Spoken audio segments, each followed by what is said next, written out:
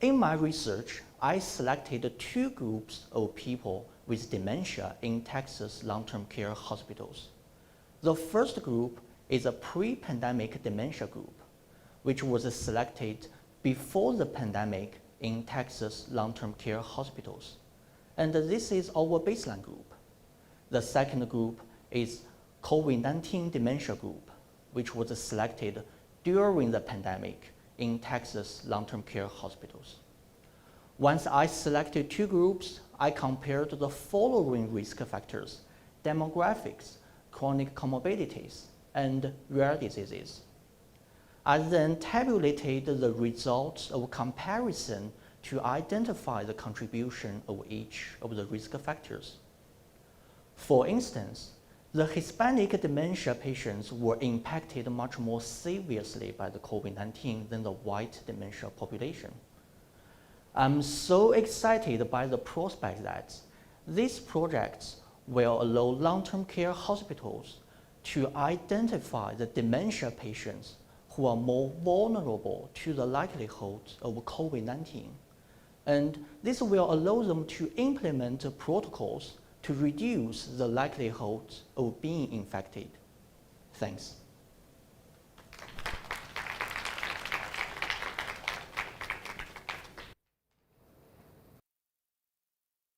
Thank you, Ching.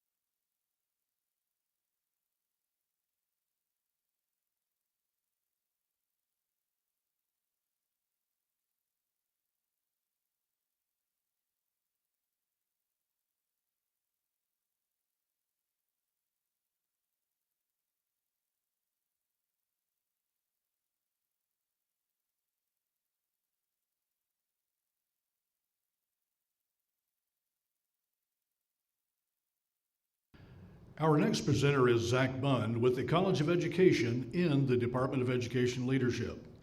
The title of the presentation is Cultural Equitability of Restorative Practices in Texas Schools.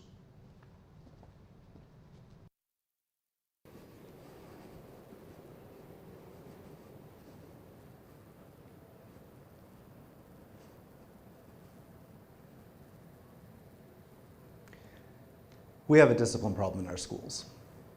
And that problem is that the primary tool we use for discipline is removing students from the classroom. In most schools, that takes the form of in-school and out-of-school suspension. Realistically, how much learning do you think takes place during a suspension? The answer is not much. And we compound that problem by using this punishment disproportionately with our students of color. I want to look at the discipline system in schools, how equitable it is for different cultures, and if it's working. Not just if it's being applied equally. There's plenty of research that shows that's not the case. It also doesn't seem to be changing student behavior, so it's really more punishment than discipline. Now, I'm not the first one who's had these thoughts. That's where restorative practices like positive behavior intervention and support and social emotional learning come into the picture. These restorative practices are designed to help students figure out how they ended up in trouble in the first place and what to do about it if they find themselves in similar circumstances in the future. And it works. You don't have to take my word for it. The research shows that these methods do reduce the number of incidents of student discipline. There's issues though. Most of the research assumes that schools are a homogeneous population, and that's rarely, if ever, the case. Most schools are melting pots with students from diverse backgrounds. Can restorative practices really work with all of these students equally? The answer is yes and no. Restorative practices as a general model are definitely a fluid system that are able to adapt to most cultures. The problem comes in when this fluid system is implemented by real live, actual humans who have had a cookie cutter training and who often mistake equality for equity. Response to restorative practices can also be predicted along ethnic and racial lines. The students who are responding well to traditional discipline, which predominantly are white and our Asian students, also respond well to restorative practices. There's also a growing body of work that shows how to adapt these practices to work effectively with Black students. The problem, from my perspective, is that most of the extant research assumes that these restorative practices, adaptations that work for Black students, are equally successful for any other subpopulation. In my experience as a teacher and administrator in Title I schools in Texas, that's not the case. I'm going to look at discipline data in pairs of schools. Ones that have an active social and emotional learning culture and some that use traditional discipline models to see how Latinx students interact with those methods. Specifically, I want to see if it reduces their days out of placement, and if it does, if it's in similar ways to what we're seeing with our non-Hispanic white students and our Black students. If it turns out that being Hispanic is an indicator for days out of placement, I've opened the door for future research to figure out why that might be and what to do about it in the future. We need to do more than just address culture. We need to honor culture in our schools. My research will provide context that will allow us to figure out how to work with our Latinx students instead of imposing discipline on them. Once we know better, we have to do better. Thank you.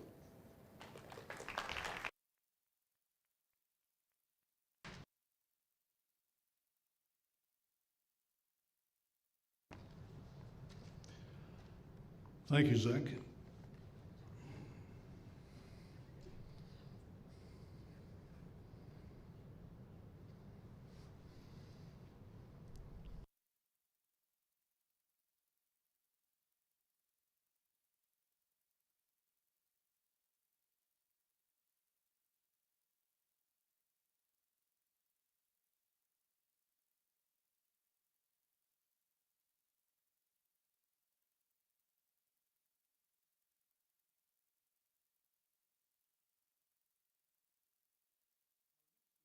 Is Damjamat Alamo with the College of Science in the Department of Chemistry.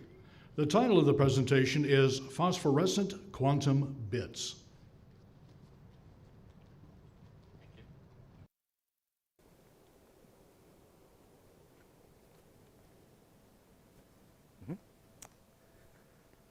So from popular media, we have seen simulation of the real world, like The Matrix or Ready Player One movies. And technology has advanced so quickly that simulation of that kind might be a reality soon.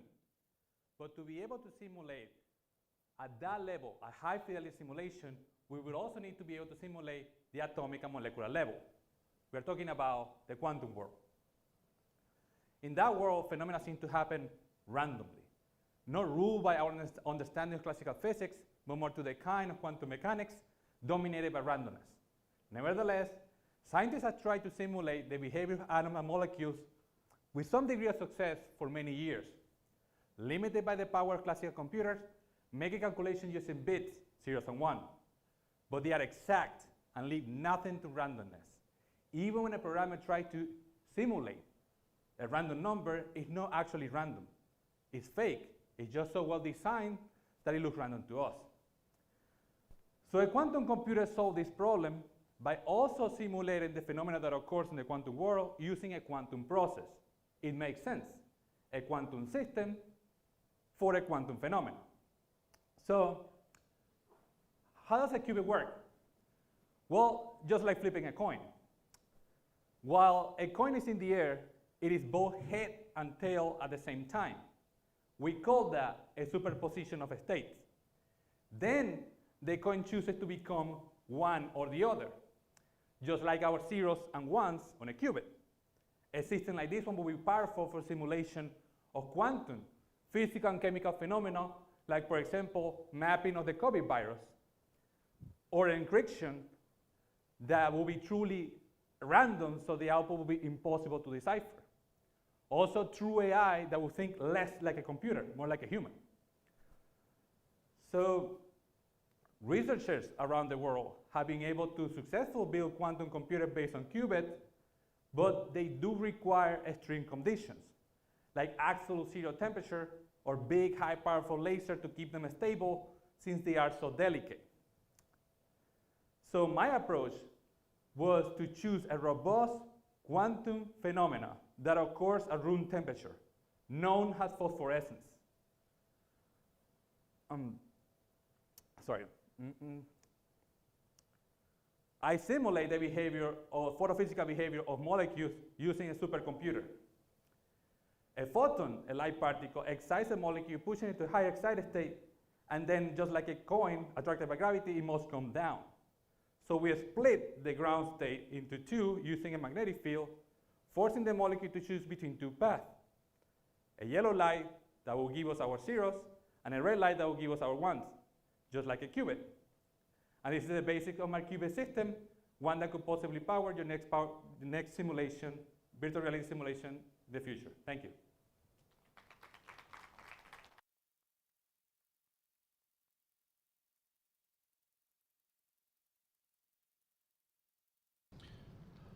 Thank you, Benjamin. We'll give the judges just a few minutes and we'll call up the next presenter.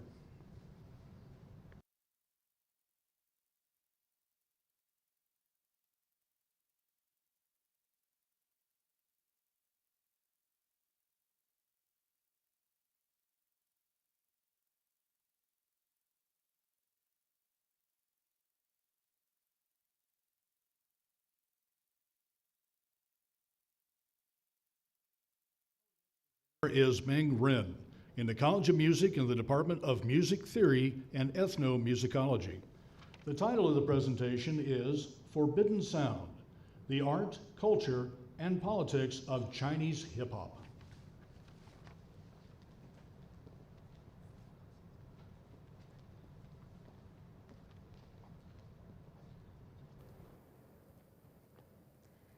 Imagine this. After the urban rush hour succeeding the Forbidden City's smoggy dusk, along the 700-year-old Yuan Dynasty city wall, a crew of young, budding, freshly dressed rappers start to congregate for what is known as the Golden Mantle Cipher. Yes, there were surveillance cameras above them on the streetlights, but as the organizer Lao Zhao had thoroughly investigated beforehand, this secluded area would attract no police attention. Around the world, hip-hop has been used as an artistic means to achieve political ends. It is the voice of resistance, a way to unite people and to substitute violence with battles of dance and rap. In China, hip-hop has a more vital role to play. It gives the marginalized a voice to express their dissatisfaction, their political alienation, and their hope for freedom, for equality and democracy. What does China mean to you? A growing international rivalry, or perhaps a threat to America's ruling ideology? To the Chinese people, and I mean the everyman, the government's absolute control to people's lives poses the same tensions internally.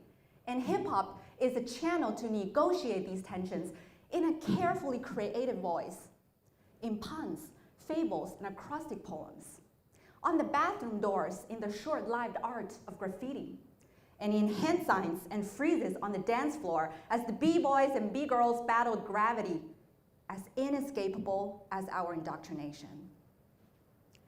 My dissertation is the first full-length work on Chinese hip-hop, aimed to let the world know about the sound and endeavors of a tyrannized generation and how this generation communicates with the world culturally. I will answer fundamental questions such as who were the first people in this movement, and that calls for a historical examination, and also what does Chinese hip-hop sound like, and that calls for musical and literary analysis. But don't forget, the very experience of producing music is fun, as stated by one of the most ignored hip-hop creeds, having fun. I conceptualize the essence of play, also known as the theory of homo ludens, as well as the innovations of the players in Chinese hip-hop. Ultimately, Chinese hip-hop is a very unique case, precisely because of the peculiar complexity of China's social complex. My dissertation will not only contribute to this worldwide hip-hop studies discourse, but will also reveal how this one bold and daring art form quests for humanity. Thank you.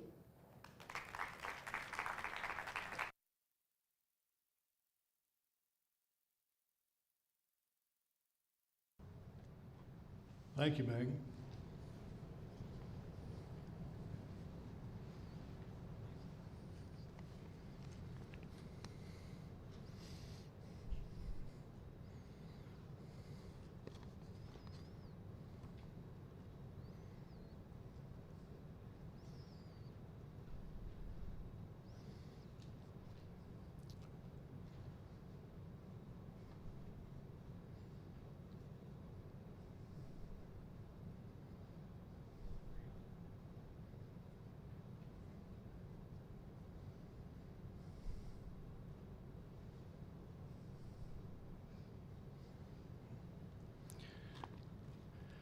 Our next presenter is Supina Damira Silva of the College of Science in the Department of Biological Sciences.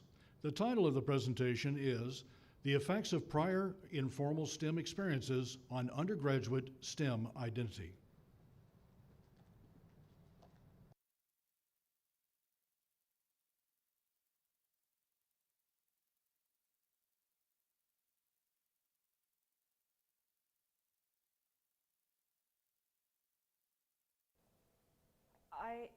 I feel totally unprepared. I don't think I can do this anymore. Sorry. That may be what you felt if you entered college unprepared. Many students enter college feeling confused and insecure about their academic preparation. They feel that, I'm not ready. I can't do this. So some of them give up and drop out.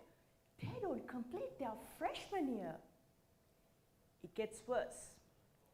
The dropout rates for students in science, technology, engineering, and math are the highest of any other college major. These majors, science, technology, engineering, and math, are known as STEM majors. STEM. STEM education is the key to a country's economic growth. It's critical that we reduce STEM major dropouts. Thankfully, there are some factors that can indicate college STEM success. For example, formal factors such as students' high school GPA, their high school rank, have been shown to act as indicators of college STEM success. There are some informal factors as well, which enhance success by increasing their confidence. That's where my research comes in. My research looks at the effects of prior informal STEM experiences, such as science camps, STEM clubs, on undergraduate STEM identity. STEM identity? STEM identity is developed by knowing and using science. It is less a question of what you see in me, but more a question of how I see myself. STEM identity plays a powerful role in academic success. In my research, I'm asking UNT STEM freshmen 2 questions. 1, what informal STEM experiences did you have before you joined UNT? And 2, how long were you involved in these experiences? Then I'm measuring their STEM identity in terms of their academic expectations and their perceived competence in STEM. I'm expecting my research to reveal that students with more informal STEM experiences to have stronger STEM identities than those who've had little to no such experience. In the words of Benjamin Franklin, by failing to prepare, you are preparing to fail. But wait, informal STEM experiences can provide you the preparation that Benjamin Franklin prescribed. Thank you. Over to you.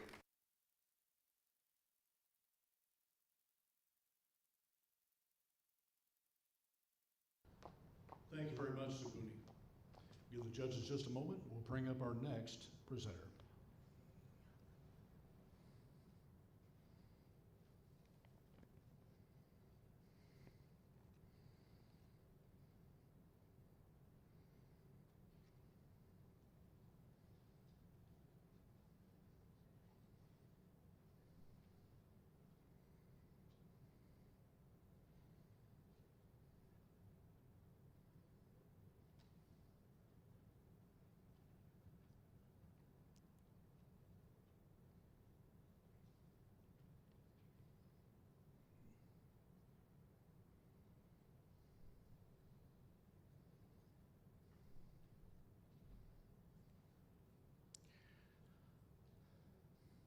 Our next presenter is Yunha Young from the College of Information in the Department of Learning Technologies.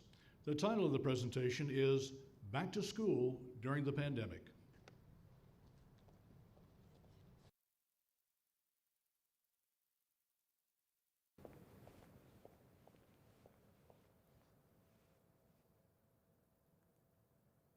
The COVID pandemic changes everything, including education.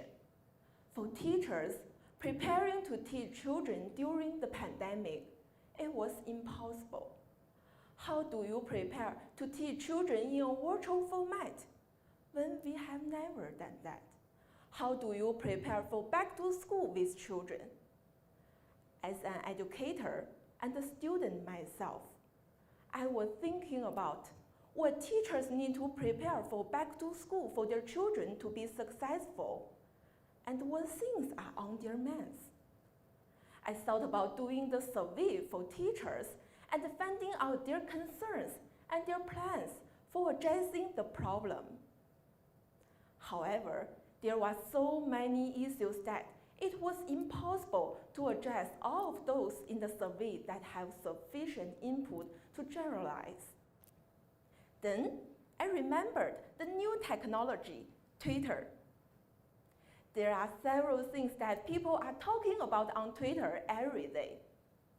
So if there was a way to analyze the tweets about back-to-school preparation, it would be just exactly what we need. However, there is a problem. Twitter has so much information on it. How do you analyze the tweets to find relevant information that understand what our teachers need to prepare for back to school and what their major concerns are? Now, this is where my research comes in, and let's see where we are right now. To discover the information from tweets, I used a new research method, text mining. It can automatically find useful information from a tremendous amount of text. Despite the many advantages of text mining, I didn't find any research that applies text mining to educational topics. I used text mining to analyze tens of thousands of tweets and generate insights from them. The findings show that not just the educators, some people unrelated to education are also involved in the back-to-school preparation during the pandemic. We need to include information on them. Additionally, my research also generates 4 topics summarizing discussion holistically. I believe my research will provide new insights into back-to-school preparation in a pandemic. Thank you.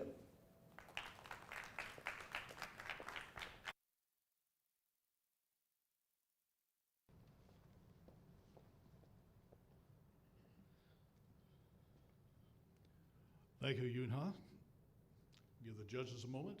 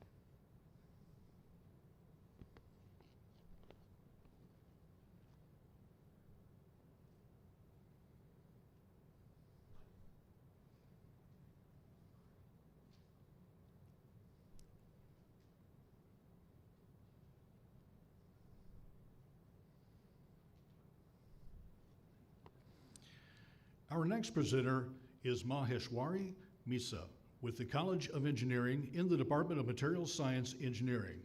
The title of the presentation is A Materials Scientist's Approach to Superior Aircrafts.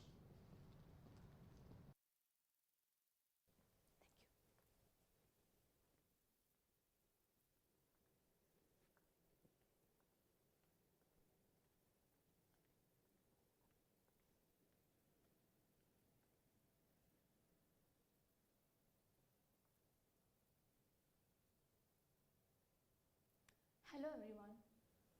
Here's a small story about my friend Jane. Last Thanksgiving, she wanted to visit her parents in Connecticut.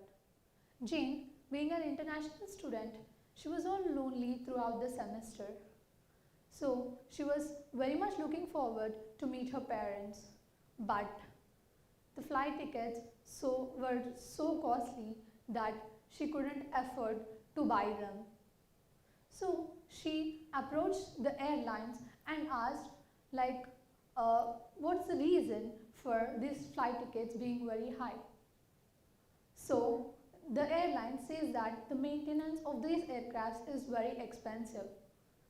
And the following are the 4 factors that influence the price of your flight ticket. Firstly, the fuel consumption. Second, the lifetime of the aircraft. Third, the ease of manufacturing of the aircraft. Fourth, the rate at which the maintenance must be done for an aircraft. So, by far, the material science and the engineering department decides the price of your aircraft. So let me tell you how. Firstly, it is required for us to select a suitable material to build an aircraft. Commonly, titanium, aluminium, and steels are used for building these aircrafts. Titanium having the highest strength to weight ratio, that is, for every unit of titanium, it has higher strength, which means it takes very less fuel.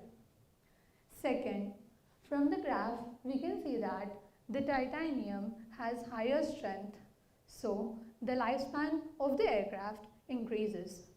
Third, the ease of manufacturing. Being here, the elongation of titanium is very high.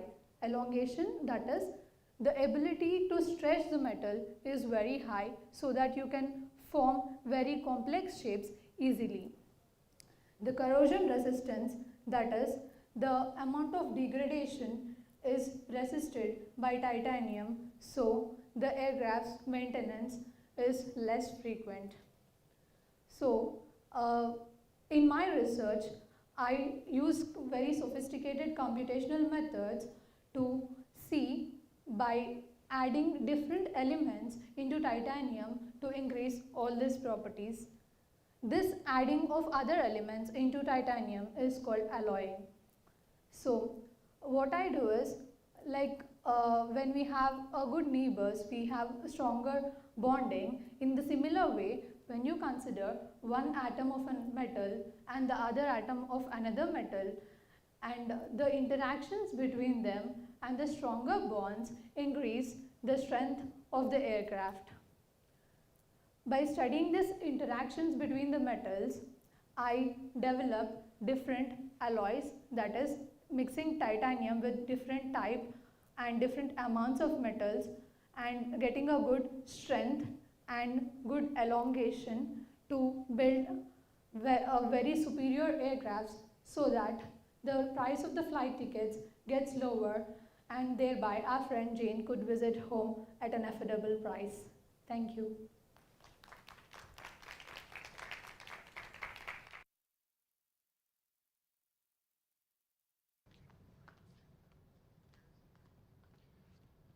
Thank you, Maheshwari. We'll give our judges just a few moments, and we'll introduce our next candidate.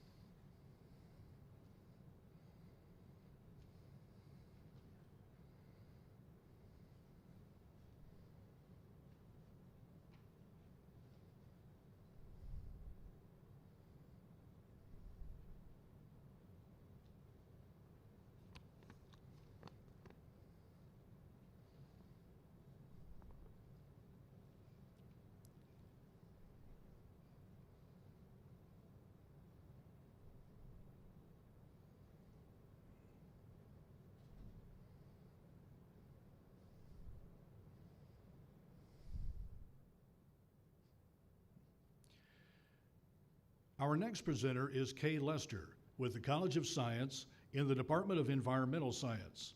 The title of the presentation is Misspecification and Marginalization, Reframing the Intersection of Suicide and Race Ethnicity.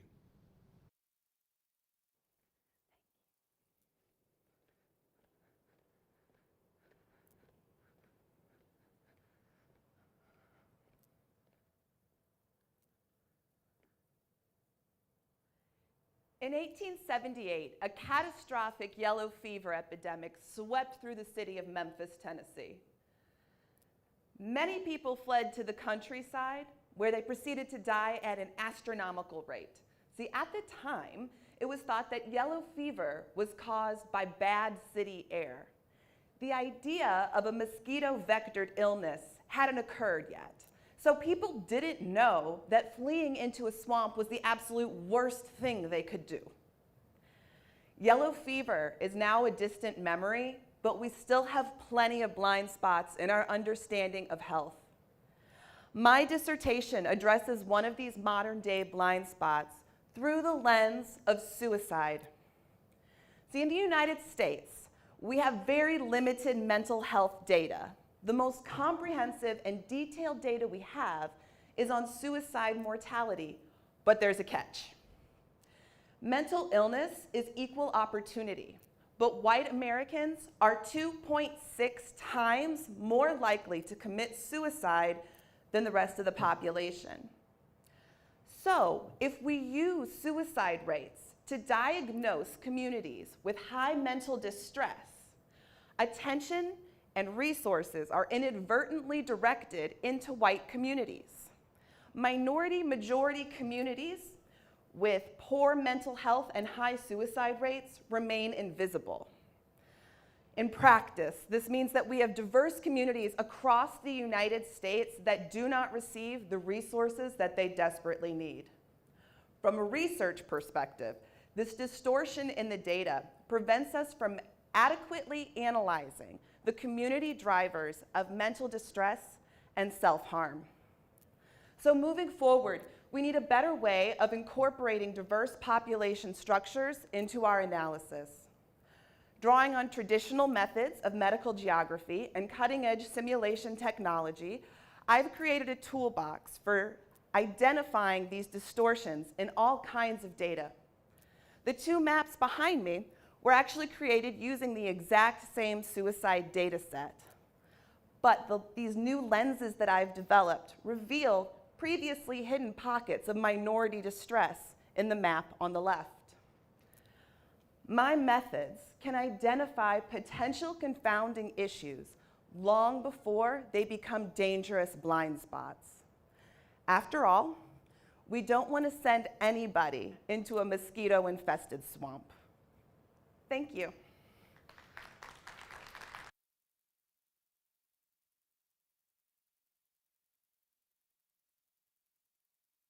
Thank you, Kate. And once again, we'll give our judges just a few moments to contemplate and to score.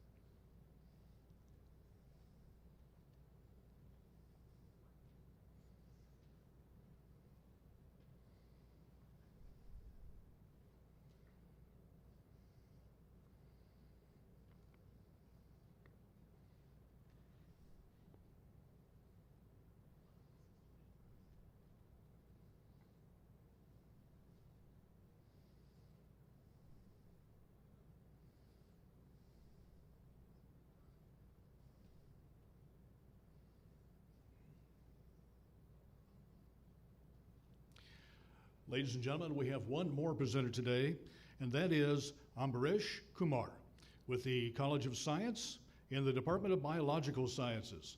The title of the presentation is Detection of Horizontal Gene Transfer Events.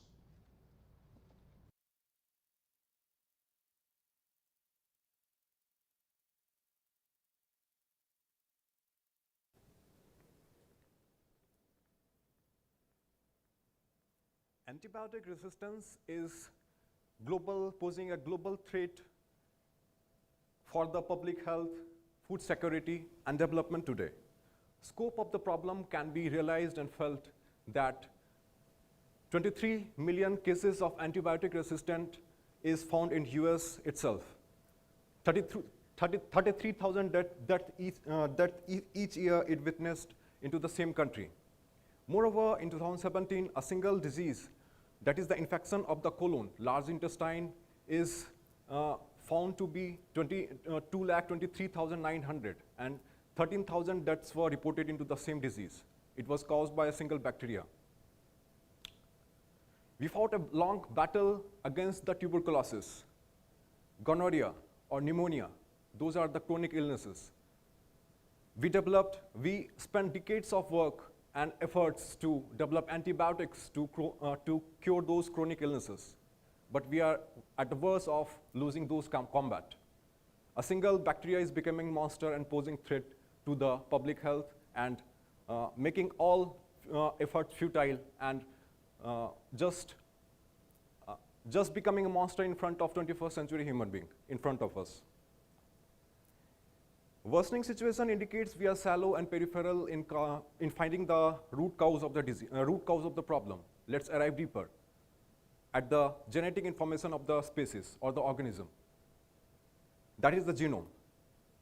In my research, I tried to find out the genetic cause of the antibiotic resistant at the genome level.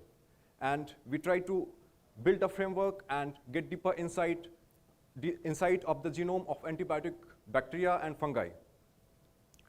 Let's try the event or the phenomena with an analogy. In peer group, we grow together. We interchange or exchange the personality traits from each other. In the same way, in the mutualistic and the symbiotic evolution, bacteria has acquired genetic elements or genetic elements from each other. Studies suggest that those genetic elements acquired throughout the evolution is posing the same is just contributing to the antibiotic resistance or other disease-causing attributes, that is pathogenicity or virulence attributes. In my impact of my research will not be limited to human being. It will encircle the other agricultural sector, that is the farm-based animals and crop plants. We will be going to contribute in public health and food security just by engineering some model organisms, alga, for increased biofuel production, or crop plants for enhanced food yield. Thank you.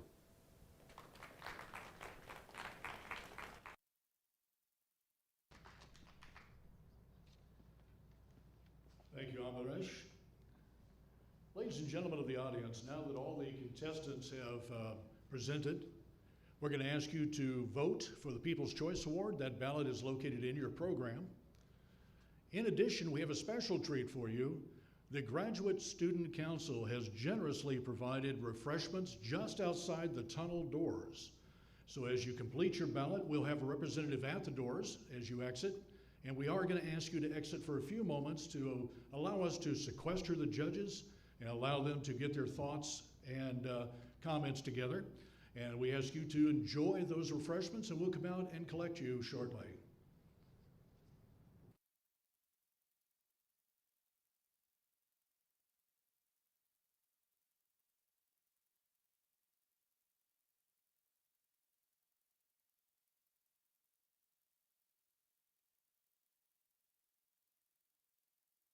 You'll vote and then enjoy refreshments. I believe there's coffee and pastries outside.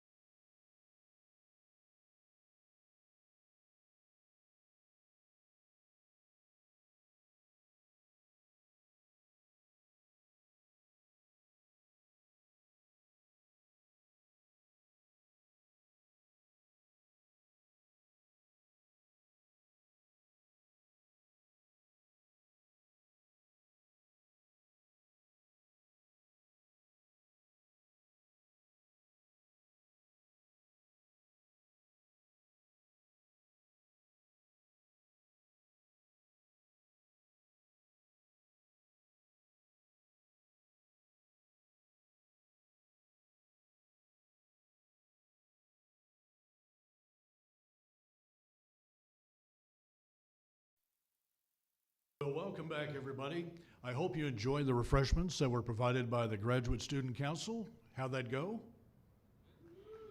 Excellent, thank you very much. As our custom, we always invite the lead judge to come down and share with the audience and with the participants the things that they observed and a few constructive criticisms as well.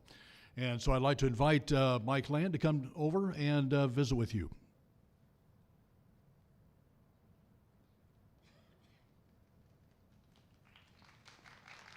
Thank you. Thank you very much. You guys did a fabulous job today. I can tell you the conversation with the judges, this was the first event that they've judged. They were very impressed with all of the presentations, your professionalism, your articulation, your academic credibility.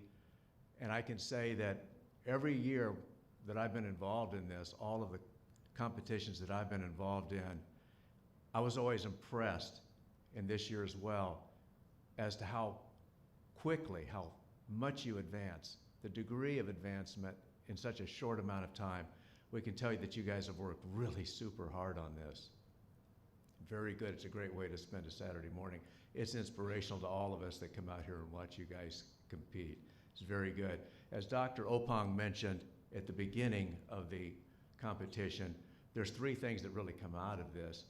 One of them is job interview skills. Another one is professional advancement when you're speaking at various symposia and professional announcements that you guys make, and also just your scholastic ability to communicate. You got to be able to talk to lay people about what you're doing, and you guys have really mastered that. It's really a great job. Let's give everybody a hand. I'll turn it back over to Dr. Opong now. Thank you so much.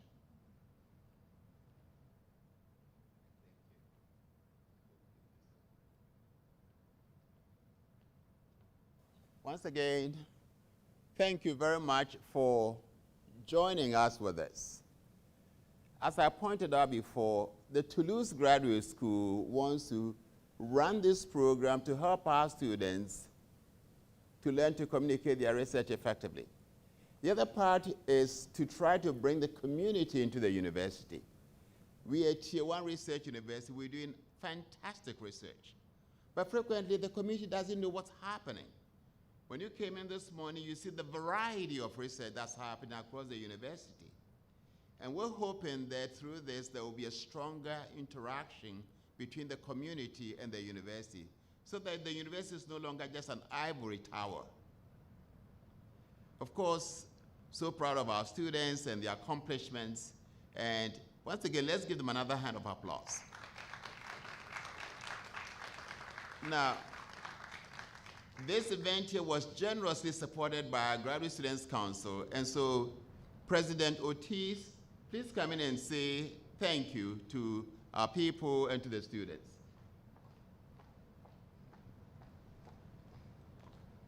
Good afternoon, everyone.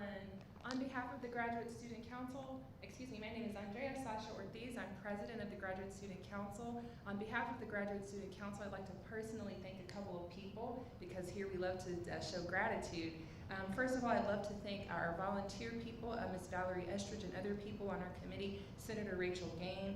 I'd like to thank our MC, Mr. Mike, who did a great job as well. And we'd love to also show utmost gratitude to Toulouse Graduate School and Dr. Joseph Pong for his support of 3MT and his tireless commitment to scholarship on this campus. Most importantly, we'd like to thank the 3MT committee, who may not all be here today, NTTV for putting on a great production. You guys did an awesome job as well. And most importantly, our guests. Cheers to scholarship.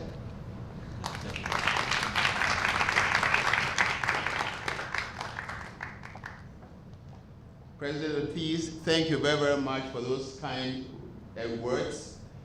And now, the moment you've been waiting for. Mike, are you ready? I'm ready, Doc. Mike is going to come and announce the judges for the fall 2021 3MT competition. As we make the announcements, Doc is going to stay up on the stage and shake your hand. We're going to do photographs after the event, if you will, so that it's not on the live stream itself. we'll be able to turn off the lights and what have you. So I'm going to ask the contestants to remain after we make this announcement. All right, you ready? Drum roll? Where's the drum roll? Thank you very much. Ladies and gentlemen, the People's Choice Award goes to Rezarta Krasniki. Come on up.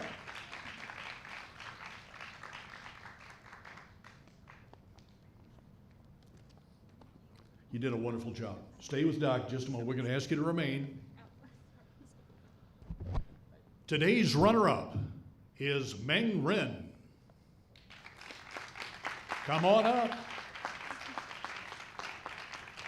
And congratulations.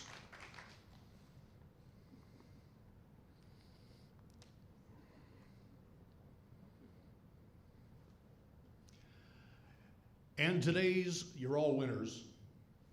I have to say that, but I do mean that. And I've had an opportunity to do this now for about 3 years.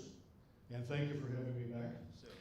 Ladies and gentlemen, the winner of today's competition is Supini Darmira Silva.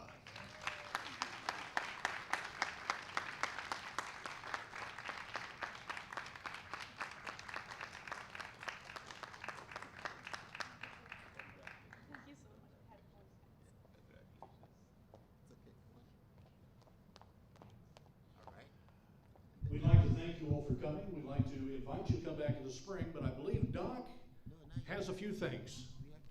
Oh, yeah, the judges. Mike? Sorry about that. Bring the judges forward, please.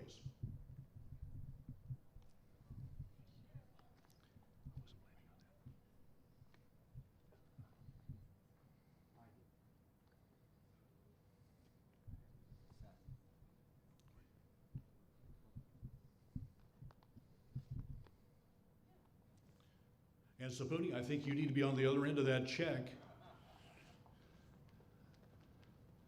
And don't let them take it back. You need to hold on to it and take it home. Put that on the wall. I